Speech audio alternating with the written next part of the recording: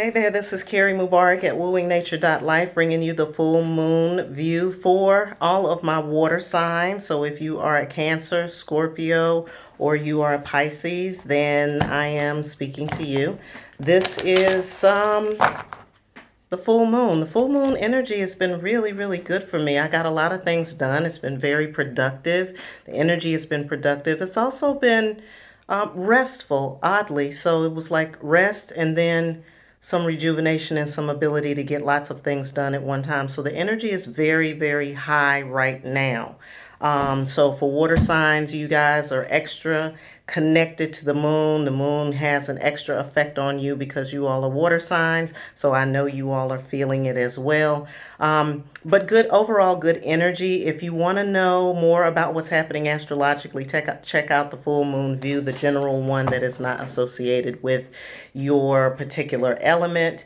This combines the two. So we're looking at what is happening astrologically, bridging it with tarot and oracle, and looking at like what you should be focused on for today and the next day, and then leading into the next phases of the moon as we reach and as we approach the new moon that's coming up on the 28th. So this is kind of to get your mindset around a particular concept. Right now, the concept around this moon is about connecting to your past, the people who have taught you, what you have learned, your experiences, and then bringing those forward into the next phase, which is of teaching and then imparting information if that's your thing.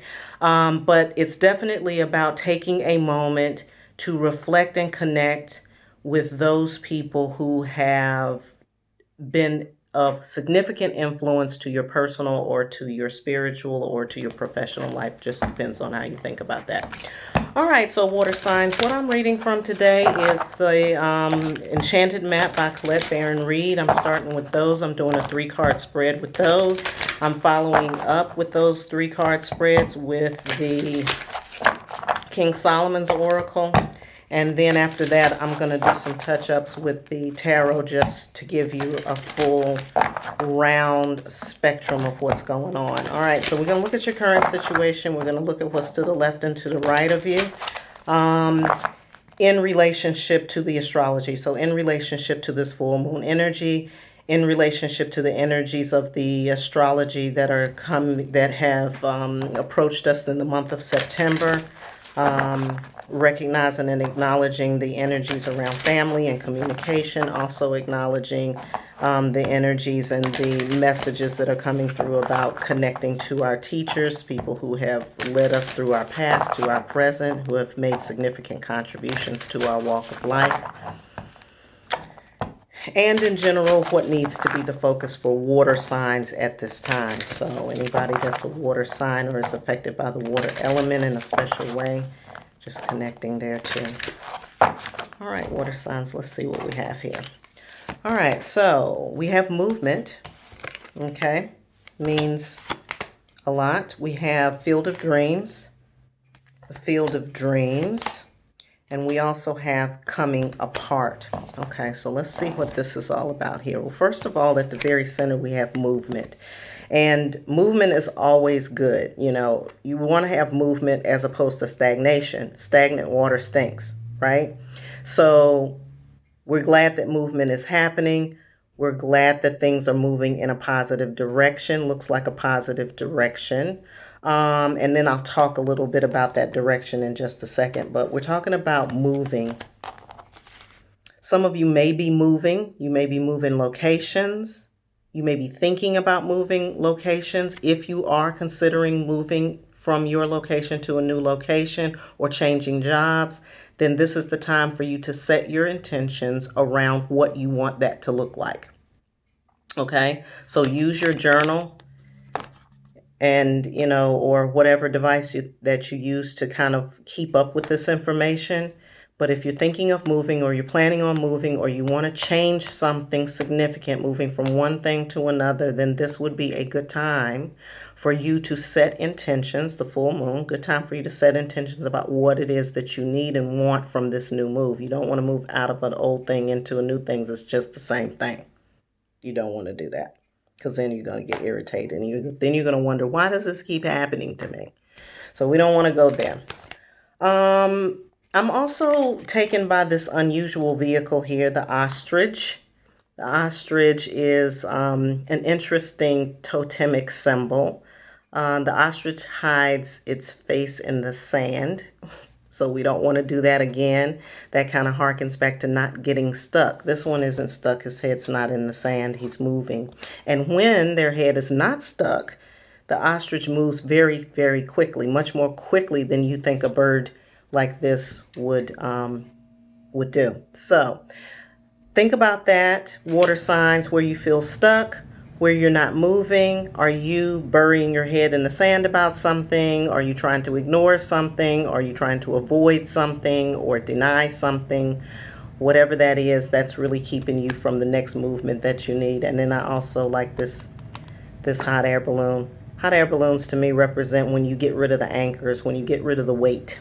And when you get rid of the weight, then you can fly. So depending on where your movement is, if it's just like a lateral move, or whether you're moving up in your job or moving away from your home or moving to another job, whatever that is, these are just some admonitions or some things to think about in relationship to that. All right, so here we have the Field of Dreams. It came in upside down, and my apologies because I don't have my book to read the reverse, but I'm just going to go with my intuition here and talk about dreams in general, what your dreams have been. Maybe some of those dreams have been thwarted, or maybe you feel like they're not moving, or maybe you feel like it has been for naught, but I don't think that that is the case at all. I think that your dreams are a part of your reality. So if there are things that you've been nurturing, things that you have been working on, creating, investing in, if any of those things count toward what's happening for you at the present. So it may not look like what you imagined, right? You may not have thought that your vehicle would be the ostrich, but you are moving, and I think that that's really an important thing to note. All right, so the last card that comes up is the Coming Apart, which I think initially kind of gives you a start, because it's like, oh, things feel like they're falling apart or they're coming apart.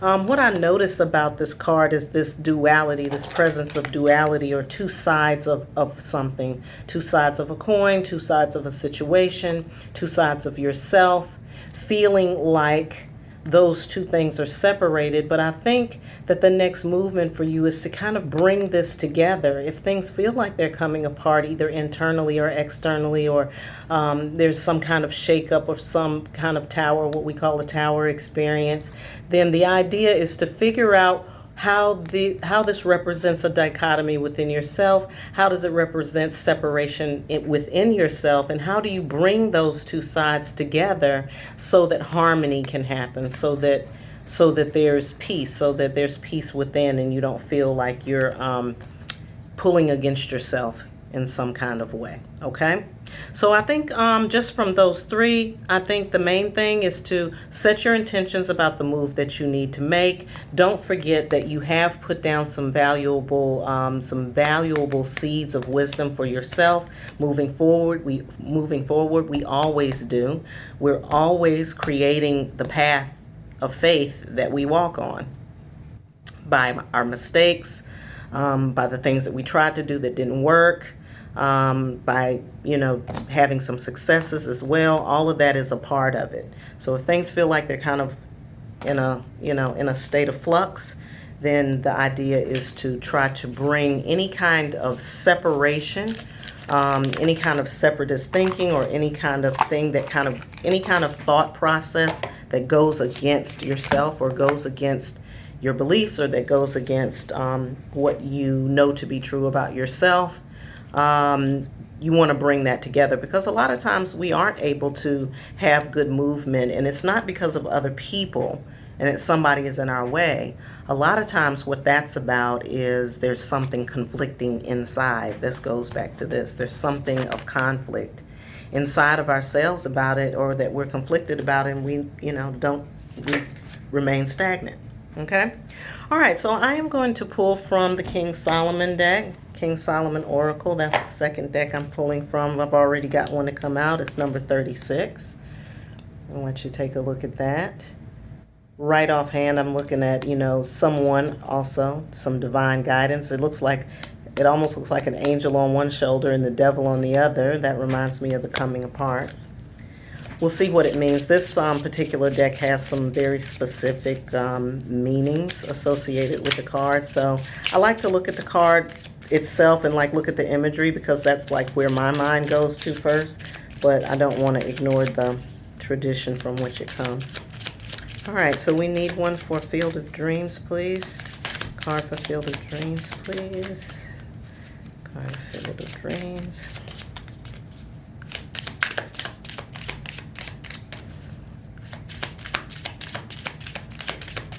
Okay, card for Coming Apart.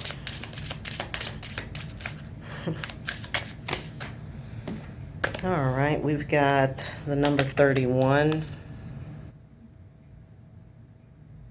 in reverse. So let you take a look at that. I already see like dragging some weight behind you. It's important to understand the past, but it's also important not to drag it around with you, okay? And then we have the number 5. Okay? All right, and I'll let you take a look at those in a minute. Okay, so in the middle where the movement is, I'm seeing, again, this, what I see off the bat is, you know, this person who's really connected, who's really thinking, who's really trying to figure it out. But there's these two sides. There's two sides of the self. There's two things whispering in your ear that may, you know, affect movement. I feel like this is also associated with this card here. I feel the connection between these two. Okay, so what I'm going to do is take a look at what the actual card meaning is. Hopefully that will add more information, or I'm sure it will add more information. I'll let you look at it while I'm reading it. All right, so in relationship to card number 36, it talks about support and assistance, friends, and divine providence. So be a friend to yourself and bridge the gap between your two opposite sides. Unexpected help, if it's a situation, then it's calling for unexpected help from an external source, support from others, good advice, positive reinforcement, material and spiritual assistance from friends. So if you need some advice, go to your friends, connect with your people. Teamwork, divine providence. You're not alone. People are around you to provide help and support. So if you're feeling kind of inundated, you do have the help and support. I don't also want to exclude the intuitive message about bringing that internal together as well. And I think as you do that, you're going to start to find those people who will support that narrative for you. Sometimes we get locked into a narrative. If you're talking about the advice that says you aren't able to progress on your own, turn to an outside source for help, ask or pray, or embrace the support when it does arrive. So for the situation that you're in, regarding your movement, regarding whatever it is that you're trying to move away from and to, make sure that you are receiving the advice of people around you. You have access to that, so make sure that you are receiving that as it comes, okay? The second card that came out was for coming apart. We got 31. The card number 31, which is in reverse. This is the one I said it looks like you're dragging somebody behind you. It's like your old spirit or something. You're going to something new, to me, something that's trying to signal you. Looks like flags here. They're not red, but they're flags. I'm noticing the darkness here too. Sometimes when we're following in the dark, we don't know where we're going. This is the time when we have to experience faith and use faith. Okay, so that came up in relationship to the card, but it is in reverse, so I will read the reverse meaning in the text.